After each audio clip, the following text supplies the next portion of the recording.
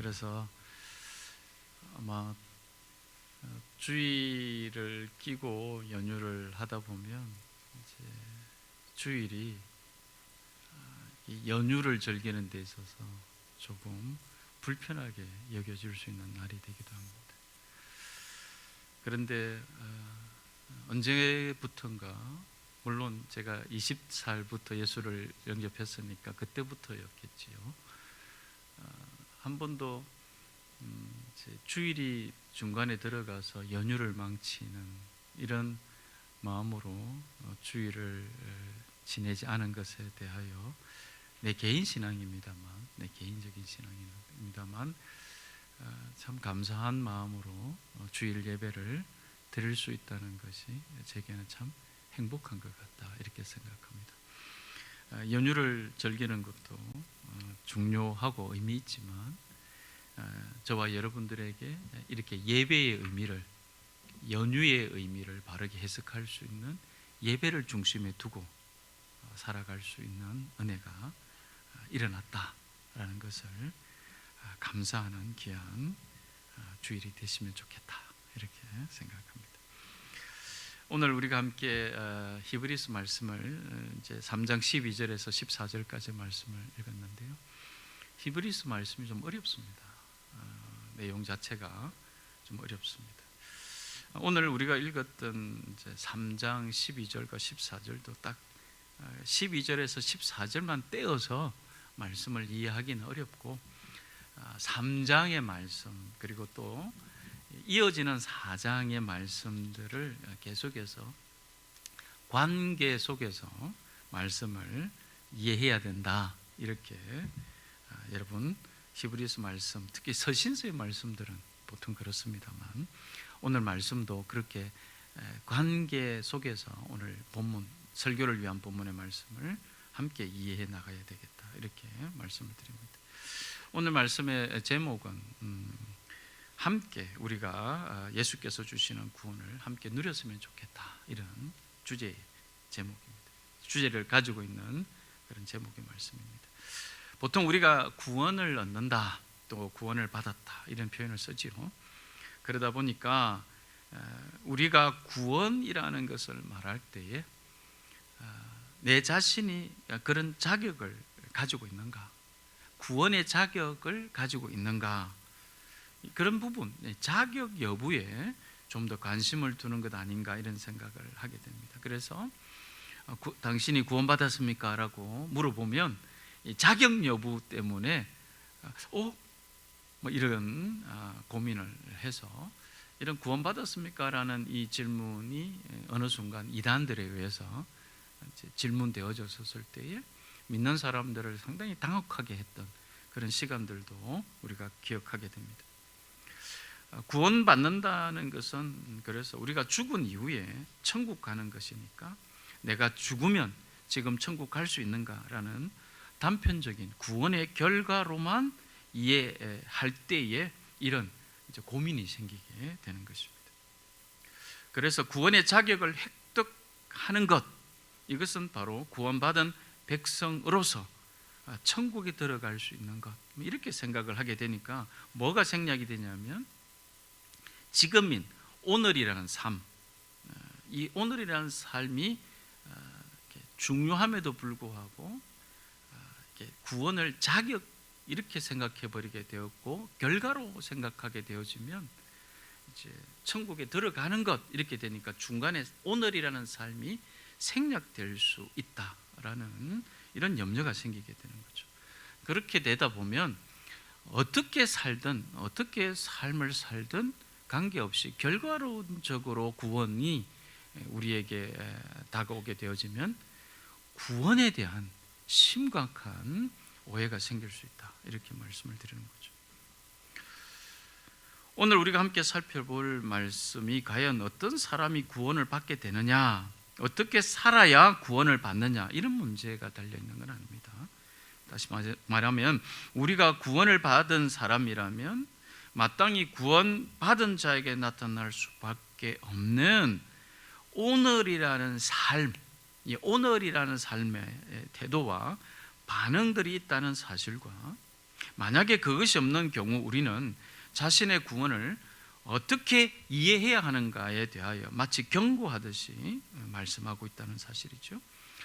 이것은 마치 작은 풍선에, 조그만 풍선에 바람을 불어 넣으면 풍선이 이렇게 부풀어 오르는 것은 당연한 것처럼, 바람이 불면 나무잎이 흔들리는 것은 당연하듯이 구원이라는 문제는 당연하게 구원받음으로 인한 변화된 삶의 태도와 모습들이 오늘이라는 시간 가운데 경험되어지는 것이 당연하다, 그런 의미지요. 구원을 결과론적으로만 이제 이해하게 되어지는 치명적인 단점은 내가 구원을 주는 사람, 내가 구원의 여부를 핸들링할 수 있는 그런 심각한 오해가 생길 수 있다는 것 때문에 특별히 유념해야 되겠습니다. 눈에 보이지 않는 바람은 눈에 보이고 나타나는 현상으로 알 수 있듯이, 눈에 보이지 않는 구원은 오늘이라는 삶의 구체적인 주제로 우리를 통해 나타나기 마련이다라는 사실이죠. 그래서 우리의 죽음 이후에 눈으로 보게 될 구원의 결과는 지금 이미 우리를 통해 오늘이라는 삶을 통해 나타나야 한다, 이렇게 말씀을 드릴 수 있다는 것이죠. 그렇게 오늘 말씀이 이렇게 건면합니다. 14절입니다.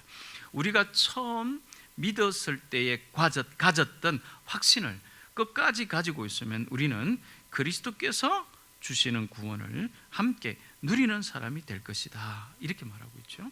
자, 여기서 구원을 함께 누린다 이렇게 얘기하고 있지, 구원을 주신다, 그리스도께서 주시는 구원의 사람이 된다, 이렇게 끝나고 있지 않다는 거죠.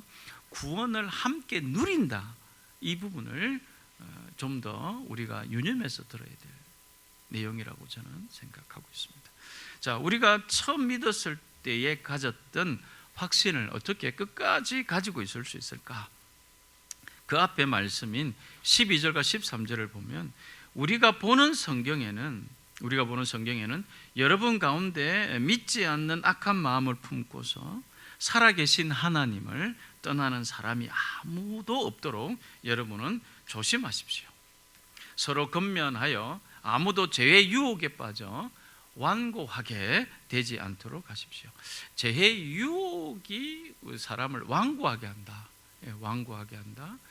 죄의 유혹이 사람을 고집스럽게 하고 또 고집불통의 어떤 그런 특징을 가지게 한다, 뭐 이런 의미로 보게 되고, 자, 이렇게 뭐뭐 하십시오라고 되어 있지만 영어 성경 특히 NIV를 보면 12절과 13절에 반복되는 그런 뭐뭐 하십시오라는 문구는 여러분 중에 이러이러한 사람이 아무도 없게 해라, 아무도 없게 하라, 뭐 이런 의미로 이해할 수 있습니다. 그러니까 다시 믿는 우리 중에 어떤 사람이 나오지 않도록 해야 하냐, 우리 중에 어떤 사람이 나오지 않도록 해야 하냐면 12절에는 여러분 중에 그 누구도 살아계신 하나님을 떠나는 사람이 없도록, 13절에는 여러분 중 그 누구도 마음이 완고해지는 사람이 없도록 해야 한다. 하나님을 떠나는 사람이 없도록 해야 되고 마음이 완고해지는 사람이 없도록 해야 된다, 이렇게 얘기하고 있죠. 이 두 개는 뭐 다른 얘기는 아니라 하나님을 떠나는 사람과 완고한 마음을 가지는 사람이 같이 이해되도록 하고 있다, 이렇게도 우리가 봐야 되겠죠. 이 말씀은 저에게 마치 이렇게 말해주고 있다는 듯한 생각을 가지게 되었는데요. 만약에 내가 믿는다고 하면서 우리 중에 하나님을 떠나는 사람이 또는 하나님을 떠나는 것처럼 사는 사람이 존재할 수 있는가? 이런 질문을 하게 되죠. 이럴 수 있겠구나.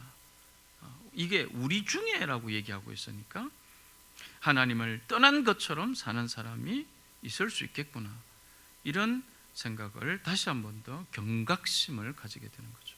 그게 나일 수도 있으니까. 성경이 기록될 당시에 존재했다. 앞으로 지금 우리 시대에도 존재할 것이다. 그러니 나는, 그리고 우리는 조심해야 된다. 여러분 가운데, 우리 가운데 죄의 유혹으로 마음을 빼앗겨 마음이 완고해진 사람, 딱딱해진 그 마음이 마치 돌짝밭 같고 가시떨기 같은 사람이 있을 수 있다. 그런 사람이 있었고 오늘도 있을 수 있다. 그러니 저와 여러분 중에 그 누구도 그렇게 되지 않도록 어떻게 해야 됩니까? 서로 권면하고 격려해야 된다. 이게 이제 흔히 우리가 이제 공동체의 교제라고 했었을 때 그 교제가 가지고 있는 중요한 내용이 권면하고 격려하는 것이다. 권면하고 격려하는 것이다. 이렇게 생각합니다. 자, 그러니 만약 저와 여러분 중에 누군가 하나님을 떠나게 되고 그 마음이 완고해졌다면 그 사람은 처음 믿었을 때 가졌던 확신을 끝까지 가지고 있지 못한 사람이 되어서 어쩌면 주님께서 주시는 그 구원을 함께 누리는, 그러니까 주님이 주시는 구원을 함께 누리는 사람이 되지 못할 수 있다. 경고를 드립니다. 다시 말하면 이 사실은 당신이 구원을 받았습니까? 안 받았습니까? 라고 물어볼 것이 아니라 그건 이제 하나님께서 하시는 일인데 자꾸 내가 그 문제를 바라보도록 하는 것은 제가 보니까 적절하지 않다. 우리가 물어봐야 될 게 뭐냐면 우리가 함께 구원을 누리고 있습니까? 라는 사실이라는 거죠. 구원을 누리고 있습니까? 라는 사실이죠. 자, 그리고 오늘 이 말씀은 이 경고를 과거에 실제 있었던 일, 출애굽한 이스라엘 백성들을 소환해서 다시 설명해 주고 있습니다. 우리가 읽은 말씀 바로 앞에 8절과 10절인데요. 너희 조상들이 광야에서 시험 받던 날에 반역한 것과 같이 너희 마음을 완고하게 하지 말아라. 그들은 언제나 마음이 미혹되어서 내 길을 알지 못하였다. 우리가 읽은 말씀 뒤에서도 이렇게 이야기하고 있죠.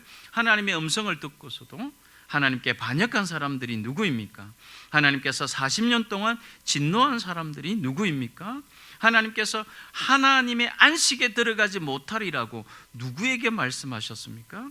그들이 들어갈 수 없었던 것은 결국 믿지 않았기 때문입니다. 고통당하던 애굽에서 하나님의 놀라운 능력으로 출애굽했던 이스라엘 백성들은 하나님의 음성을 들었음에도 불구하고 그들은 살아계신 하나님을 떠난 사람처럼 금송아지를 만들고 우상을 섬겼고 하나님의 율법의 말씀을 받았음에도 불구하고 또 성막을 통해서 희생제사를 드리고 있었음에도 불구하고 마음이 완고해져서 불순종의 삶이 있었다. 죄에서 돌이키지 않았다라는 경고를 하고 있다는 것을 기억해야 되겠습니다. 출애굽한 이후 이스라엘 백성들은 광야에서 40년을 보냈습니다. 그러니까 8절에서 이 시간을 이렇게 표현합니다. 너희 조상들이 광야에서 시험 받던 날에, 하나님께서 그들을 시험하시던 시간이란 곧 이스라엘 백성들을 하나님의 백성으로 살아가게 하기 위해 하나님이 여러 일들을 행하신 시간이셨다. 그리고 그런 경험들을 통해 하나님께서는 그들이 하나님의 백성으로 살아가기를 원하셨다는 거죠. 곧 그들이 하나님의 백성으로서의 삶을 누리며 살아가기를 원하셨다라는 것이죠. 자, 여기서 기억해야 될 것이 이스라엘 백성들에게 광야에서 시간은 가나안으로 가는 그냥 중간 과정이 아니라 가나안 땅에 들어가기까지 하나님의 거룩한 백성으로 살아내어야 할 시간이었다라고 우리가 해석해야 된다는 것이죠. 이 말을 다른 말로 표현한다면 제가 설교 제목처럼 출애굽한 이후 가나안 땅에 들어가는 그 순간까지의 그 시간조차도 하나님의 백성으로서 구원받았음을, 거룩한 하나님의 백성임을 누리고 살아가야 했을 시간들이었다라는 말과 같습니다. 다시 말해 하나님이 행하신 놀라운 일들과 베푸신 구원의 은혜를 누리는 가나안 땅으로 가는 시간으로 삼아야 했다, 그런 얘기죠. 저는 이제 이 출애굽기, 특히 이제 이스라엘 백성이 출애굽한 이후에 가나안 땅으로 들어가는 과정과 관련해서 이런 설교들을 많이 들었습니다. 이 가나안 땅에 들어가는 것은 구원을 받는 것이다. 가나안 땅에 못 들어가면 구원을 못 받는다. 뭐 이런 이제 내용들의 설교들을 종종 들었던 기억이 납니다. 물론 그런 정확한 의도는 가나안 땅이 곧 구원을 받았다 안 받았다 이렇게 말씀하려고 하신 것은 아니었음에도 불구하고 저는 상당히 오랜 기간 동안 가나안으로 들어가는 것이 천국에 들어가는 것 이렇게 생각을 해드렸습니다. 그래서 광야에서 40년 동안 죽었던 이들은 천국에 들어가지 못한 사람들을 비유한 이런 의미로 생각을 해드렸습니다. 그런데 여러분 그들이 구원을 받았을까 안 받았을까라는 부분에 대해서는 우리가 단정적으로 그렇다 아니다 이렇게 말할 수 있겠는가? 그것보다 성경은 우리들에게 뭘 더 보라고 얘기하시냐면 이스라엘 백성들이 하나님의 백성으로 사는 곳은 가나안 땅에 들어가면서부터이다 이렇게는 말하지 않았다는 거예요. 그러니까 가나안 땅에 들어가면서부터 하나님의 백성으로 살아야 된다 이렇게 말하지 않았다는 거예요. 이미 출애굽하면서 하나님은 그들을 거룩한 하나님의 백성으로 부르셨다는 거예요. 광야에서 여러분 그렇다 그러면 십계명과 율법을 가나안 땅에서 줘야 되고 그리고 성막에 대한 부분도 가나안 땅에서 줬어야 되는데 이미 출애굽한 이후에 시내산에서 주고 계시다는 말이에요. 그리고 이스라엘 백성은 안식일을 광야에서 지켰어요. 그래서 우리가 잘 알다시피 안식일에 만나를 거두러 나갔던 사람에 대한 비유가 기억이 나죠. 나가면 안 되는데 이렇게 했다는 거죠. 여러분 만약에 가나안 땅에서 가나안 땅 이후로 우리가 이렇게 생각하게 되어지면 광야는 의미가 없어지는 거죠. 과정이죠. 과정. 그냥 천국에 들어가기 위해서 하나의 그냥 생략해도 되는 과정 이렇게 오해할 수 있다는 사실이죠. 저는 그게 동의가 안 되는 거죠. 그게 동의가 안 되는 거죠.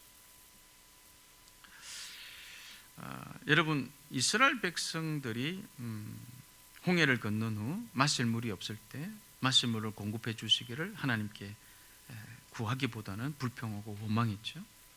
하나님 없이 살았던 이집트 땅에서 먹던 고기를 그리워했죠. 그것 때문에 다시 불평하고 원망했죠.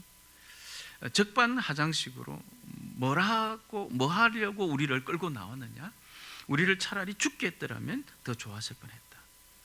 그리고 또 모세가 산에서 내려오지 않자 불안함을 참을 수 없이 우리에게 신을 만들어 달라 아론에게 요구하죠. 불기둥과 구름 기둥으로 인도해 주시는 것을 목도하고 있었죠. 마실 물을 공급해 주시는 반석에서 물을 내려주시는 하나님을 보았죠. 경험했죠. 만나와 메추라기를 주시는 하나님을 경험했죠. 그 은혜를 누렸던 시간들이 때로는 온데간데 없이 완고한 태도로 그들의 상황에 묻히기만 하는 그런 모습을 보게 됩니다. 만약에 가나안 땅 이후로부터 하나님의 백성의 삶을 이해한다면 광야에서 그들의 태도를 하나님께서 이렇게 완고하다, 고집스럽다, 목이 굳다 이렇게 얘기하시지 않고 조금만 참아라, 곧 들어가면 거기서부터 시작되니까 거기서부터 보자 이렇게 말씀하실 수도 있는데 전혀 그렇지 않다는 거죠. 뭔가 부족하고 눈에 보이지 않고 잠잠히 기다리는 시간을 그들은 견디지 못하고 있었습니다. 눈에 보이는 금송아지를 만들고 그 신상 앞에서 제단을 쌓고 아론은 이렇게 말하죠. 내일 주님의 절기를 지키십시다. 이 모습이 바로 10절 말씀, 마음이 미혹되어서 내 길을 알지 못하였다. 이 말씀의 모습처럼 보인다는 거죠. 마음이 미혹되는 것, 마음이 흐려져 그때그때 상황에 따라 갈팡질팡 방황하는 것은 그들이 하나님의 뜻을 올바로 알지 못한 채 그 뜻을 누리며 살지 못하고 있었기 때문이다 이렇게 본다는 거죠. 그들은 가나안으로 당장 들어가는 것 아니면 당장 마실 물과 먹을 고기와 같은 자기들의 필요에 더 관심을 가지고 있었는지 모르죠.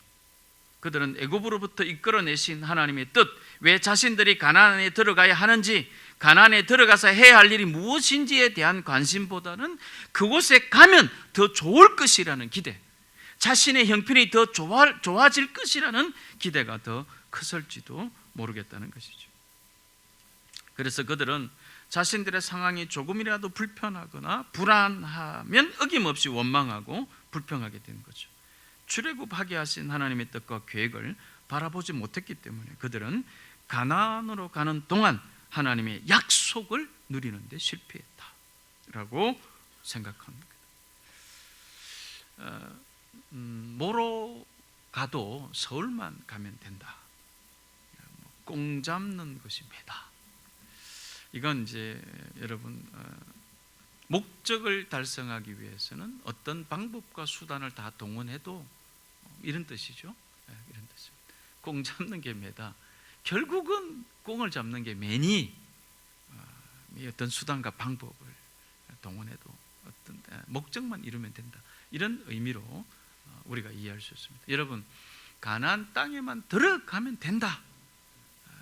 그래서 그 과정이 어떻든지 간에 들어가기만 하면 된다라는 목적 지향적 구원관을 가지고 있으면 우리는 광야에서 하나님께서 이스라엘 백성들을 하나님의 백성으로 말씀하고 계셨던 그 시간들을 송두리째 날려버리게 될 것입니다. 자, 그렇다면 이스라엘 백성이 가나안 땅에서 성공했느냐?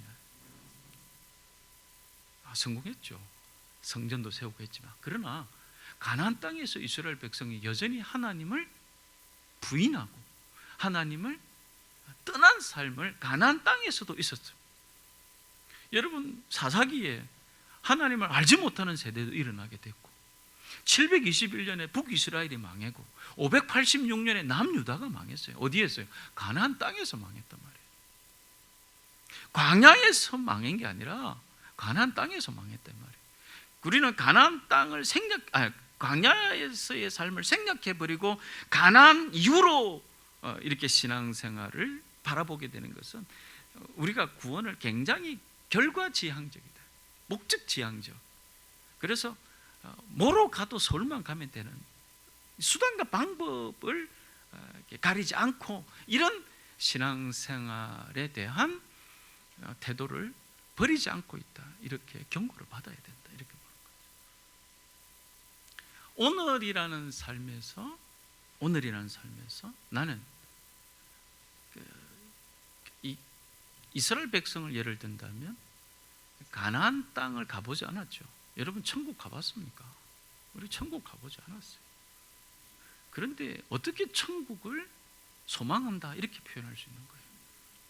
그게 여기는 내가 아무렇게나 그냥 치열하게 이렇게 살아가도 일단 천국 들어가면 되니까 이렇게 생각하는 하나님의 백성은 없어야 돼요. 다시 말하면 내가 소망하는 천국이 오늘의 삶에서 누려지는 삶, 이것이 하나님께서 그의 백성들에게 원하시는 삶의 모습이다. 이렇게 저는 확신하는 거죠. 천국을 내 삶에서 재현하면서 살아가도록 하나님은 저와 여러분에게 은혜를 베풀고 계시는 것이지, 천국에 들어가서 하나님의 백성의 삶을 살도록 은혜를 베푸시고 계시다, 이렇게는 해석할 수 없다는 거예요. 그러니까 하나님 은혜는 지금 역사하고 계시다 이 말이에요. 오늘이라는 삶에서 역사하고 계시다 이 말이에요. 그 은혜가 천국을 재현하는 삶으로 우리의 삶을 풍성하게 하신다, 이렇게 해석해야 옳다는 거죠. 그런데 그 풍성함 중에서는 여전히 목마름이 있고 배고픔이 있을 수는 있어요. 여러분, 이스라엘 백성이 광야에서 춥고 배고프고 또 굶주리고 어려운 가운데 있었지만 여전히 뭐가 있었어요? 성소가 있었고 성막이 있었고 율법이 있었어요. 하나님이 함께 하시는 삶이 여전히 있었어요. 그래서 광야가 가나안 땅을 소망하는 그들이 어떤 백성, 하나님의 거룩한 백성인가를, 광야를 지나는 그들의 삶에서 그들은 구현해내야 될 하나님의 거룩한 백성으로서의 삶의 책임을 느꼈어야 한다, 이렇게 해석해야 된다는 거예요. 거기에 대한 실패를 하나님 우리들에게 교훈해 주고 있는 거예요. 너희도 이 삶의 과정을 실패하지 않도록 하나님은 우리들에게 여전히 은혜를 베푸심으로 요청하고 있다. 이렇게 저는 확신하는 것입니다. 만약 이스라엘 백성들이 힘들었던 광야의 시간을 원망과 불평의 시간으로 보내지 않고 베푸신 구원의 은혜, 하나님의 하신 약속을 누리는 시간으로 보냈다면 어땠을까요? 광야에서 방황하며 오랜 시간 헤매지 않고 40일 만에 가나안에 도착하여 들어갔을지도 모르죠. 여러분 40일 만에 10명의 정탐꾼들의 악평하는 일이 없이 나는 들어갈 수도 있겠다 이렇게 생각하기도 하고, 혹 40년의 시간이 혹 걸려 들어가게 되었을지라도 그 광야의 시간이 원망과 불평의 시간이 아니라 자신들을 겸손하게 하신 감사의 시간으로 돌아보게 됐다. 여러분 광야 40년의 시간을 여러분 보낸 사람이 가나안 땅에서 성공하지 못하겠습니까? 광야를 보낸 사람이 가나안 땅에서 성공 못하겠어요? 여러분 그 광야의 그 메마름 항무지 같은 데서도 살아냈는데 말이에요. 하나님의 소명으로 가나안 땅에서 말도 안 되는 소리죠, 그죠? 광야에서 살지 못하면 가나안 땅에서도 살지 못한다. 이런 마음으로 신앙생활을 하는 것이 옳아요. 제가 생각하는 하나님의 소명 보내심이란 우리를 어디에 보내셔도 하나님의 백성 그리고 소명을 가지고 있는 한 생존하는 거죠. 살아내는 거죠. 이런 삶의 특징을 가지고 있다. 이렇게 생각합니다. 만약 광야에서 이스라엘 백성 중 여러분 누군가 모세를 향하여 원망과 불평의 목소리를 높일 때 또 다른 누군가가 오늘 말씀처럼 그를 이렇게 권면했다면 하나님께서 우리에게 베푸신 은혜를 기억합시다. 바로의 손에서 우리를 어떻게 이끌어내셨는지 잊으면 안 되지 않겠습니까? 홍해를 가르신 하나님께서 우리를 지키실 것입니다. 같이 힘내봅시다. 힘들지만 우리의 믿음을 굳게 지켜가 봅시다. 이렇게 서로 격려하는 이들이 있었다면 그들의 광야는 분명히 달라지지 않았을까 이렇게 생각합니다. 여러분과 함께 누리고 싶은 구원의 은혜는 어딜 가나 마실 물이 있고 알아서 구름 기둥과 불 기둥이 준비되어 있고 내가 불안하지 않게 눈에 보이는 무언가로 날 안심시켜 주시고 내가 말하지 않아도 내가 필요한 것들이 필요한 만큼 공급되는 그런 은혜가 아니라고 저는 생각합니다. 때론 마실 물이 없어도 때론 앞이 안 보이는 것처럼 어둡기도 하고 손에 잡히는 것이 없고 어떻게 해야 할지 막막한데 잠잠히 기다리는 것밖에 내가 할 수 없는 그런 상황에서조차도 나를 향하신 하나님의 뜻이 있음을 믿고 있다면, 그것이 믿어지고 있다면 여러분 그 시간조차도 하나님의 은혜 안에 있음을 고백할 수 있는 믿음, 이것이 제가 여러분과 함께 누리고 싶은 구원의 은혜라는 사실이죠. 그런 시간을 견뎌낸 사람에게 여러분 필요한 넉넉하고 풍성함은 저주가 아니라 흘러가게 하는 하나님의 축복으로 해석하게 된다. 그런 삶을 살아가는 힘을 가지게 될 것이다. 이렇게 확신하게 됩니다. 배우 시네라 씨가 교회에서 간증했던 내용을 잠깐 본 적이 있습니다. 시네라 씨는 마태복음 25장에 솔직히 이 비유를 볼 때 달란트 비율에 대한 해석을 할 때 내 솔직히 좀 회개했어요. 왜냐하면 신학도 공부 안 한 분이 달란트 비율을 해석한다 이런 생각이 갑자기 훅 들어가지고 내가 상당히 사람이 좀 이렇게 신학을 했다는 것 때문에 신학을 하지 않은 분이 뭐 해석한다 이렇게 얘기하면 내가 잘 안 듣는 경향이 있지는 않는가 이렇게 내가 좀 반성을 했어요.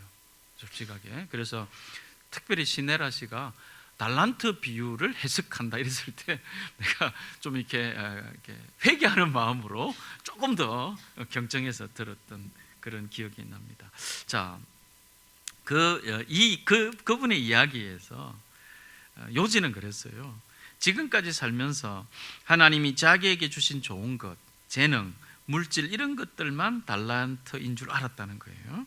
그래서 주님이 자기에게 주신 좋은 것을 다른 사람을 위해 사용해야 되겠다 이렇게 생각을 했다는 거죠. 이것도 좋은 생각이죠. 그런데 그동안 겪었던 여러 가지 어려움들, 너무 힘들어서 그것만 생각하면 무너져 버릴 것 같은 아픈 기억들도 있다는 거예요.